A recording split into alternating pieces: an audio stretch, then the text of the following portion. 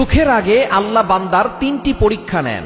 আপনারা যখন দেখবেন যে তিনটি পরীক্ষা আসছে, মনে করবেন যে আপনার কিছুক্ষণ পরেই সুখ আছে, কিছুদিন পরেই আপনার জীবনের স্বস্তি চলে আসতেছে।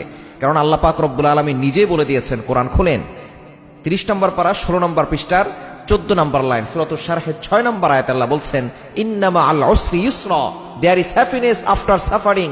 কষ্টের পরে সুখ আছে, কষ্টের পরে স্বস্তি রয়েছে। সুতরাং আপনার দুঃখ কষ্ট চিরস্থায়ী নয়। আকাশে মেঘ সব সময় থাকে না, আপনার কষ্টও থাকবে না। সুতরাং এই তিনটি পরীক্ষা আল্লাহ পাক রব্বুল আলামিন যখন নিবেন, মনে করবেন তারপরে আপনার সুখ আছে। এই সুখ দেওয়ার আগে আল্লাহ তাআলা তিনটি পরীক্ষা নেন।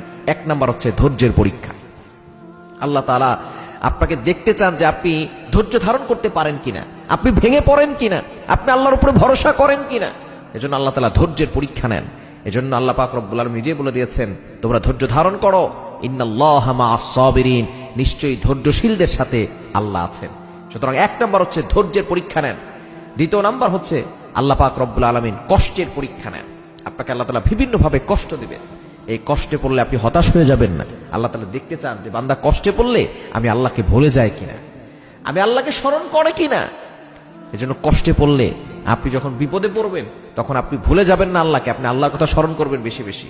এবং 3 নাম্বার হচ্ছে নিঃসঙ্গ জীবন দান করেন। প্রথমে পরীক্ষা নেন, নিঃসঙ্গ পরীক্ষা। কেউ আপনার পাশে থাকবে না, সকলের দরজা বন্ধ হয়ে যাবে। তখন আল্লাহ তাআলা বুঝতে চান যে বান্দা আমি আল্লাহর দরজার দিকে তাকাই কিনা। কারণ দুনিয়ার সকল দরজা বন্ধ হয়ে গেলেও আল্লাহর দরজা কখনো বন্ধ হয় না। নিঃসঙ্গ আপনার আশেপাশে দেখবেন কেউ নাই, আপনার মা নাই, আপনার বাবা নাই, আপনার ভাই বোন আত্মীয় স্বজন সকলে আপনার থেকে দূরে সরে গেছে। কেমন যেন আপনি সাগরের মাঝখানে আছেন, আপনাকে সাহায্য করার মতো, আপনাকে উপকারের মতো কাউকে পাচ্ছেন না। এই নিঃসঙ্গতা আপনাকে আল্লাহ তাআলা পরীক্ষা করার জন্য দেখছেন যে আপনি আল্লাহর উপরে ধৈর্য ধারণ করতে পারছেন কিনা, আল্লাহর উপরে ভরসা রাখতে পারছেন কিনা। এই 3টি পরীক্ষা আল্লাহ তাআলা সুখের আগে দেন, পরীক্ষা নেন, এরপর আল্লাহ তাআলা সুখের ব্যবস্থা করেন।